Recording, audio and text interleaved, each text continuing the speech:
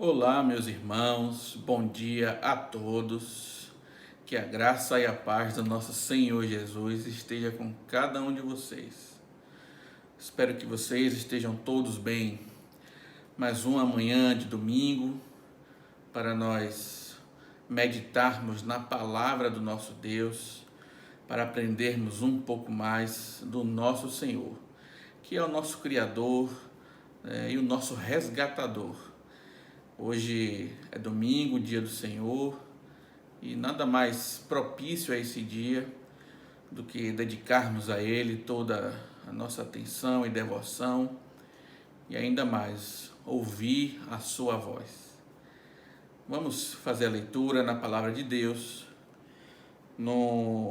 na carta de Paulo aos Efésios, capítulo 4, e nós vamos ler o verso 26 e 27, ok? Efésios capítulo 4, versos 26 e 27. Diz assim a palavra do nosso Deus: Irai-vos e não pequeis. Não se ponha o sol sobre a vossa ira, nem deis lugar ao diabo. É isso que a palavra de Deus nos ensina. Vamos fazer uma oração. Nosso Deus e Pai amado, nós te bendizemos, te louvamos, te adoramos. Obrigado, Pai, por mais uma vez podermos aqui ler a tua santa palavra. Que o Senhor nos dê sabedoria do alto, e que o Senhor possa nos abençoar nessa manhã. Que a tua palavra possa fazer morada em nossos corações. Peço também que eu seja instrumento nas tuas mãos e que o teu povo possa ser edificado através dessa mensagem. É no nome de Cristo Jesus, seu Filho amado, que nós pedimos e já agradecemos. Amém. Muito bem, irmãos. Esse trecho que nós lemos aqui da carta, do apóstolo Paulo aos Efésios, onde, como de costume, o apóstolo Paulo começa a tratar de questões práticas na sua carta. É muito comum nas suas cartas o apóstolo Paulo trazer uma parte doutrinária, ou vamos dizer assim, predominantemente doutrinária. Ele faz algumas aplicações aqui e ali, mas geralmente o início das suas cartas são partes predominantemente de doutrina. E depois o apóstolo Paulo vai fazer a aplicação dessa doutrina que ele ensinou.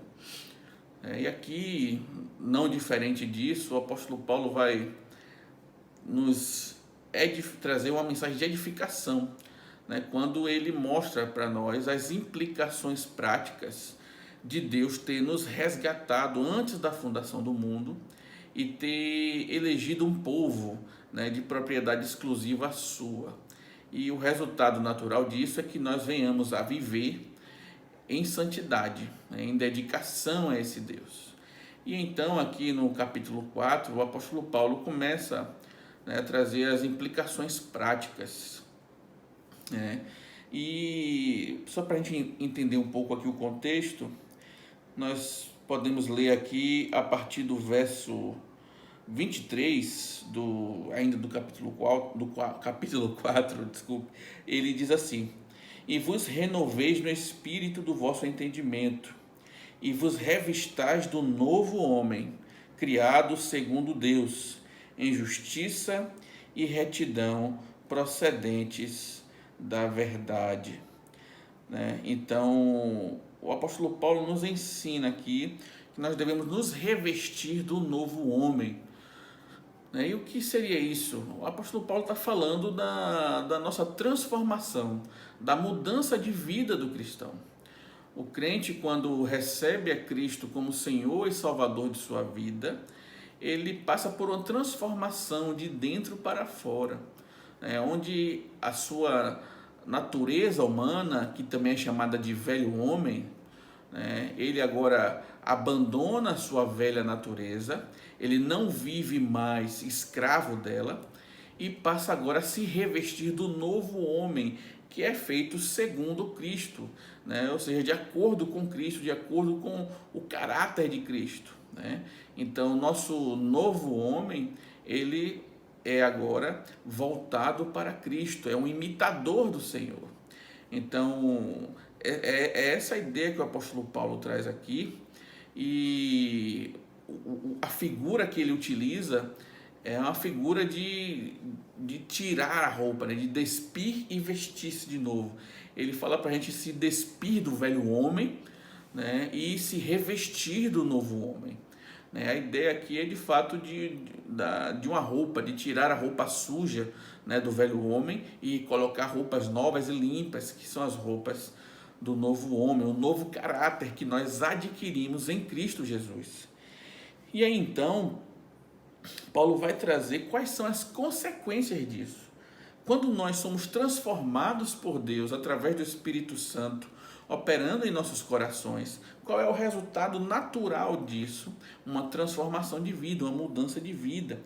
E aí então, no versículo 25, ele diz: por isso, deixando a mentira, fale cada um a verdade com o seu próximo, porque somos membros uns dos outros. E aí ele vem com o ensino que a gente leu: irai-vos e não pequeis, não se põe o sol sobre a vossa ira, nem deis lugar ao diabo.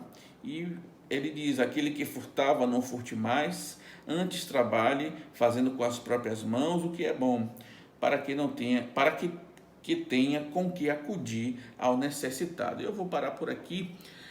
E nós temos aqui apenas esses exemplos. O que é que Paulo está mostrando para nós? A santidade na prática, a mudança de vida na prática. Então, se você mentia, agora você não vai mentir mais, né? Se você roubava, você agora não vai roubar mais, né? Você vai fazer o oposto. Então, de forma muito simples e didática, o apóstolo Paulo mostra qual é o resultado de uma natureza modificada, de alguém que foi transformado pelo Espírito. E aqui a gente já tira alguma lição, porque muitos cristãos atuais simplesmente dizem: não, Deus conhece o meu coração, né? Deus sabe de mim, só Deus pode me julgar, né? E se afirmam cristãos, mas no entanto não praticam a palavra. Mas ainda assim afirmam categoricamente que são cristãos. E quando são apontados nos seus erros, usam essas palavras: ninguém pode me julgar, ninguém pode apontar nada para mim, quem é você para me dizer alguma coisa, né? Só Deus pode me julgar, Deus sabe o meu coração. E aqui o apóstolo Paulo mostra que não é bem assim, né? O cristão que foi realmente transformado, ele passa por uma mudança de vida. Obviamente, isso não acontece do dia para a noite, não é? Ninguém dorme pecador e acorda santo no outro dia, plenamente santo, né? Isso é uma ilusão, mas, no entanto, devemos entender que aquele que se diz cristão, ele deve apresentar na sua vida essa mudança de caráter, esse novo homem, essa nova mulher. Como o apóstolo Paulo mostra aqui. E como é que isso é feito? Simplesmente aquilo que você fazia, que era contrário à palavra de Deus, você agora vai fazer o oposto, de acordo com a palavra de Deus, né? Então, é um princípio muito simples, né? Que a gente sabe que na prática é difícil, né? Nossa natureza humana ainda é muito forte, nosso velho homem ainda é resistente, né?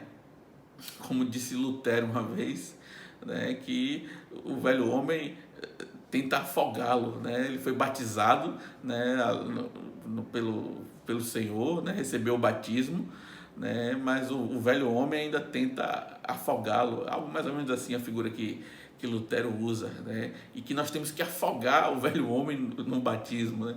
E essa é uma realidade, né? Nós devemos afogar, né? Matar mesmo por sufocamento o nosso velho homem a cada dia, né? Mortificar o nosso eu, para que ele não venha prevalecer, certo? E aí então, nos voltando para o tema que eu quero tratar hoje, eu quero falar sobre a ira. E por que falar sobre a ira? Meus irmãos, essa quarentena tem deixado muita gente irada, muita gente irada. E confesso que eu não estou fora desses não. Por muitas vezes eu me vi irado, né, profundamente chateado com essa quarentena. E eu sei que muitos de nós já não estão aguentando mais. Até aqueles que no início estavam suportando com paciência, muitos já estão começando a chutar o balde, né? E tem sido difícil, né? Já são 60 dias praticamente que nós estamos assim, nessa quarentena, sem perspectiva de trabalho para muitos ou para a maioria, sem perspectiva de quando vão melhorar as coisas. A nossa saúde, a gente fica extremamente preocupado, né? Os nossos relacionamentos estão ficando talvez desgastados, né? O convívio constante aí, e ainda numa circunstância como essa é propícia para desavenças, né? Discussões, brigas, e nós temos passado dias realmente que temos deixado a ira aflorar em nós. Então, eu queria falar sobre a ira, né? Sobre esse sentimento que muitos de nós temos, e nesses dias tem sido ainda aflorado em nós, né? Nós estamos mais sensíveis, mais propícios a nos irarmos, né? Devido às circunstâncias que nós estamos vivendo, né? Então, o apóstolo Paulo vai mostrar aqui como resultado prático, né, da nossa nova vida em Cristo. Ele diz: irai-vos e não pequeis. A princípio, pode parecer que o apóstolo Paulo está incentivando os irmãos a se irarem, né? Ora, irem-se, mas não pequem, mas irem-se. Obviamente, não é essa a intenção do apóstolo Paulo. O versículo logo mais abaixo, o versículo 31, ele nos ajuda a esclarecer quando ele diz: longe de vós toda amargura e cólera e ira e gritaria e blasfêmias, e bem assim toda malícia. Antes, sede uns para com os outros benignos, compassivos, perdoando-vos uns aos outros, como também Deus em Cristo vos perdoou. Então aqui o contexto nos mostra que o apóstolo Paulo não está aqui nos incentivando a ficarmos irados. Ele deixa bem claro aqui: longe de vós a ira. Então, o que é que o apóstolo Paulo quer dizer então? Ele está querendo apenas nos mostrar que nós não devemos permitir que, quando nos irarmos, venhamos a pecar por causa da ira. A ira por si só, a princípio, ela não é um pecado. Ela não está contrário à palavra de Deus. O problema é a motivação da nossa ira. E a depender da motivação da nossa ira, ela pode ser sim uma ira pecaminosa, e porque ela vai nos levar a pecar, nos levar a fazer o que é errado. Um texto que nos ajuda a entender também aqui é o texto de Mateus, capítulo 5, verso 22, que eu vou abrir aqui, onde o Senhor Jesus nos ajuda a entendermos também que contexto é esse, né, da ira. A partir do verso 21, eu vou ler aqui o 21, que diz assim: ouvistes que foi dito aos antigos, não matarás, e quem matar estará sujeito a julgamento. Verso 22 agora: eu, porém, vos digo que todo aquele que sem motivo se irar contra seu irmão estará sujeito a julgamento. Então, o Senhor Jesus nos traz um clareio aqui no entendimento quanto à ira. Que ira é essa que é proibida? É quando nós nos iramos sem motivo, né? Como ele diz: todo aquele que sem motivo se irar contra seu irmão estará sujeito a julgamento.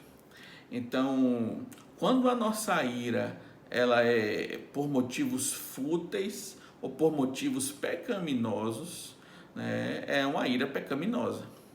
Ou quando nós nos iramos com alguém sem motivo, ou seja, não é um motivo justo que traga realmente indignação. Por exemplo, Quando a gente se ira, quando a gente vê uma injustiça acontecendo, essa ira por si só ela não é pecaminosa, né? Porque a injustiça é de fato algo que a gente deve se indignar e nos irar com isso, né? Outro exemplo é quando, se a palavra de Deus está sendo vilipendiada, se a palavra de Deus está sendo profanada, se o nome de Deus está sendo blasfemado, isso é motivo para realmente nos irarmos, para ficarmos indignados, né?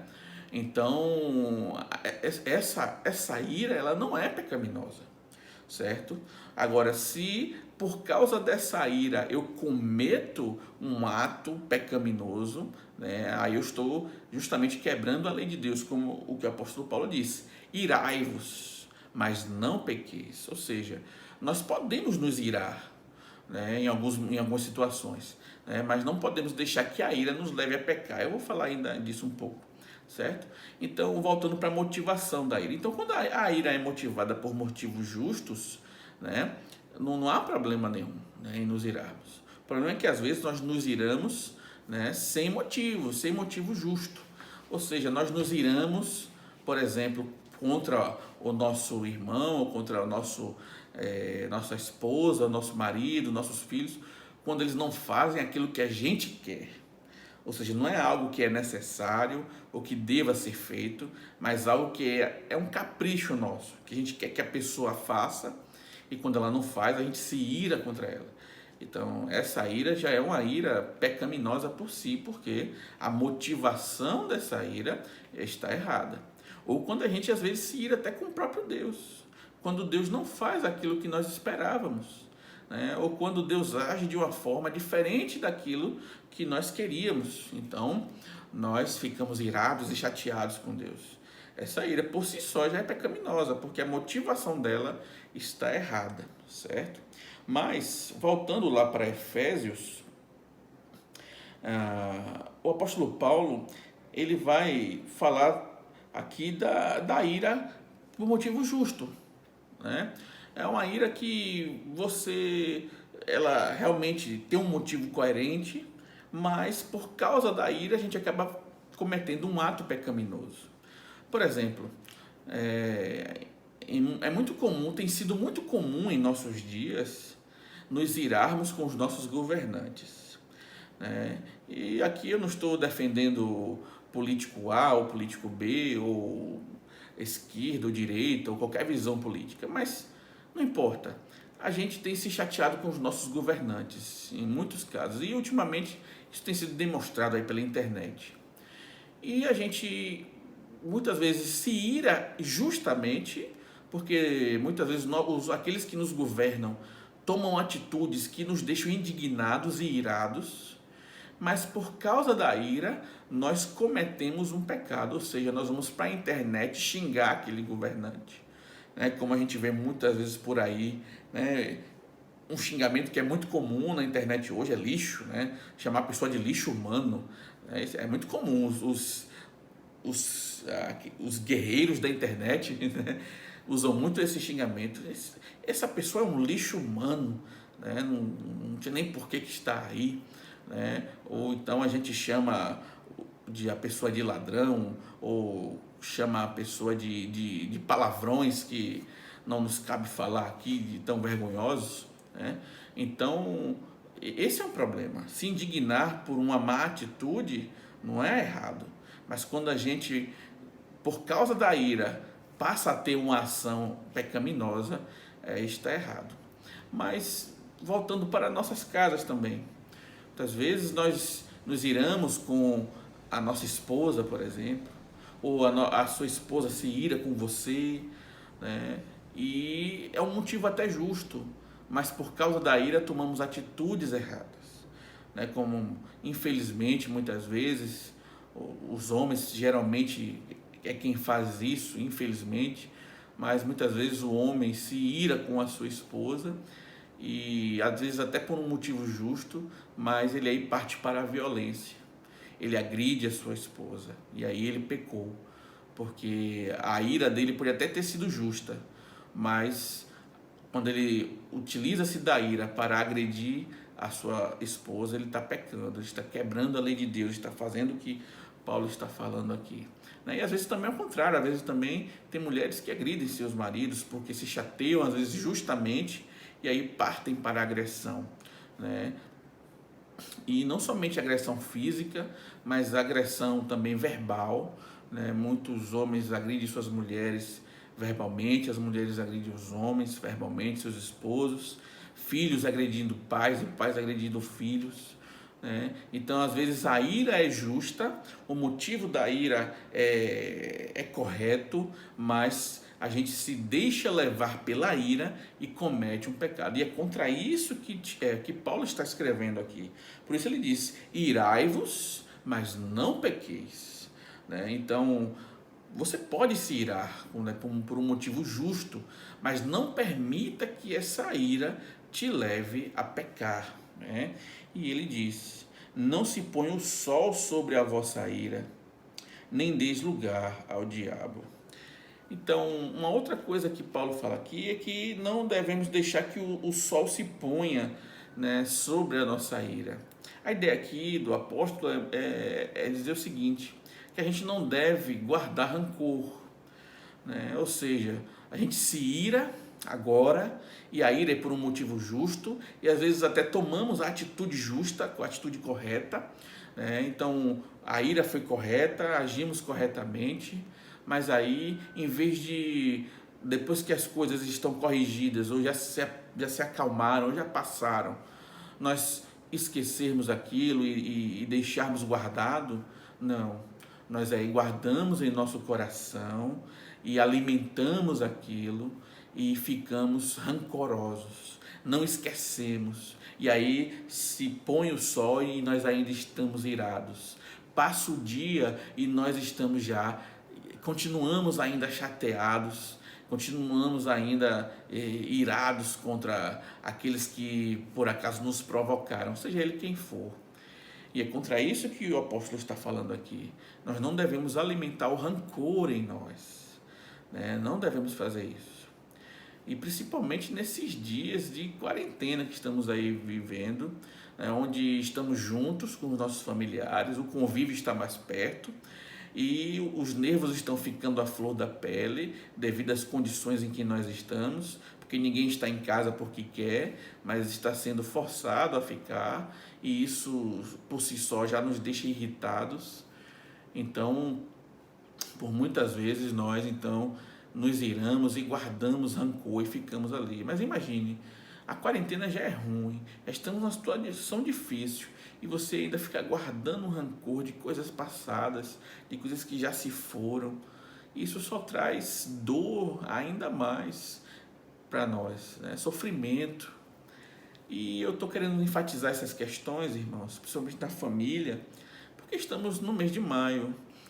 Maio é um mês que nós geralmente comemoramos, né? O mês da família. Nós falamos geralmente sobre família em nossas igrejas, e não é porque estamos nesses dias que não vamos deixar de falar. E então, pensando nisso, eu queria trazer esses princípios para as nossas famílias. Não deixe que a ira domine o seu lar, seja você, seja sua esposa, seus filhos. Não permita isso. Que você olhe para a palavra e perceba que você não deve se irar sem motivo com a sua esposa, com seu marido, com seus filhos. Você não deve manter-se irado, né, mesmo por um motivo justo, mas que no outro dia acabou, passou. Né? Não guarde rancor, não fique alimentando aquela ira no seu coração. Né? Aproveite esse momento que você está com sua família, né, para se unirem, para estarem juntos, para caminharem juntos. Não deem espaço para a ira no seu coração, a ira por motivos injustos, ou ainda que seja justo, mas não deixe que passe o dia e você permaneça irado.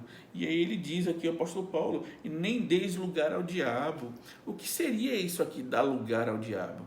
É você alimentar a ira no seu coração, né? Você alimentar no seu coração a ira, né? Isso é dar espaço ao diabo. E por que espaço ao diabo? Né? O diabo é o acusador, a palavra diabo quer dizer isso, né? O acusador, né? Então alimentar a ira no seu coração, você está dando espaço para que Satanás possa continuamente ajudar, a acusar aquela pessoa que você está com raiva, né? Você é instigado a cada vez mais apontar os erros e os defeitos daquelas pessoas que você está irado, que você está irada, né? É você alimentar no seu coração, né, o desejo maldoso, né, de continuar acusando aqueles que lhe feriram, né? É dar lugar ao diabo, né? Então não dê lugar ao diabo, né? Ou seja, não fique alimentando a ira no seu coração, o rancor, o ódio. Pelo contrário, ame aqueles que estão próximos a você. Ame seu marido, sua mulher, seus filhos, né? Não deixe que a ira tome conta do seu lar. Mesmo nesses dias de quarentena, não permita que a ira domine o seu coração. Eu sei que você está irritado porque está sem trabalhar. Eu sei que você está irritado, né, porque está faltando dinheiro. Eu sei que você está irritado porque está em casa e você queria estar saindo, se encontrar com seus amigos, né, ou com seus familiares, né? Não dê lugar à ira, né? Não alimente a ira no seu coração, né? E talvez você possa até dizer: ah, mas eu moro sozinho, pastor, graças a Deus, sou solteiro, moro sozinho, não tenho família.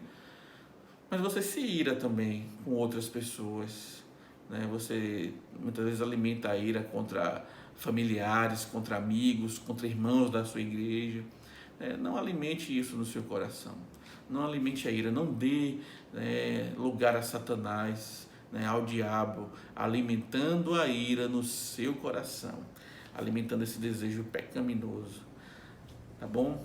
Que a gente imite o nosso Senhor Jesus Cristo, né, que mesmo diante dos seus acusadores, né, orou ao Pai dizendo que Deus tivesse piedade deles, porque eles não sabiam o que estavam fazendo, né? A Bíblia diz que o choro pode durar uma noite, mas pela manhã a misericórdia de Deus se renova, né? Pela manhã nós temos o consolo do Senhor, né? Que as misericórdias de Deus se renovam a cada manhã em nossa vida. Ou seja, nem mesmo Deus deixa que a ira dele permaneça para sempre, o constante. Deus não alimenta isso contra nós. Imagine se Deus alimentasse no seu coração a ira, né, por causa dos nossos pecados, né? Mas Cristo já morreu em nosso lugar, já pagou pelos nossos pecados. Por isso, Deus não alimenta a ira contra nós. Muito pelo contrário, Ele nos dá as bênçãos por causa de Cristo. Por isso, em Cristo, nós podemos descansar e nos regozijar, porque recebemos o perdão. Por isso, você também tem que dar o perdão. Não deixe que a ira passe do pôr do sol, como diz o apóstolo Paulo. Antes, perdoe, tenha misericórdia, seja como Deus. Perdoe aqueles que te feriram, perdoe aqueles que te machucaram. É o que ele finaliza aqui nos versos 31 e 32, mais uma vez eu gostaria de ler. Ele diz: longe de vós toda amargura e cólera e ira e gritaria e blasfêmia e bem assim toda malícia. Antes, é o que ele diz, antes sede uns para com os outros benignos, compassivos, o que? Perdoando-vos uns aos outros, como também Deus em Cristo vos perdoou. Então, está aí o exemplo para ser imitado, o exemplo de Cristo. Em Cristo nós recebemos o perdão da parte de Deus. Por isso nós também temos que perdoar. Por isso, longe de vós toda a ira, toda a cólera, amargura. Não deixe que essa quarentena faça com que você fique irado constantemente, muitas vezes irado sem motivo. Até contra Deus a gente tem se irado muitas vezes, porque Deus tem deixado essas coisas acontecerem. Mas não alimente isso no seu coração. E ainda que sua ira seja até por motivos justos, mas que logo logo você perdoe. Não alimente o rancor, não alimente o ódio no seu coração.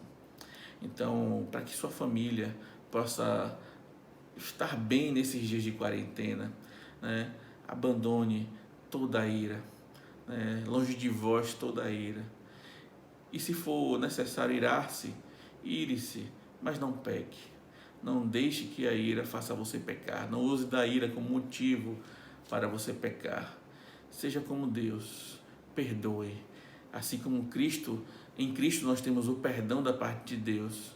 Você também tem que perdoar aqueles que lhe ferirem. Amém? Que Deus possa nos ajudar nessa manhã a cumprirmos essa palavra que é muito difícil.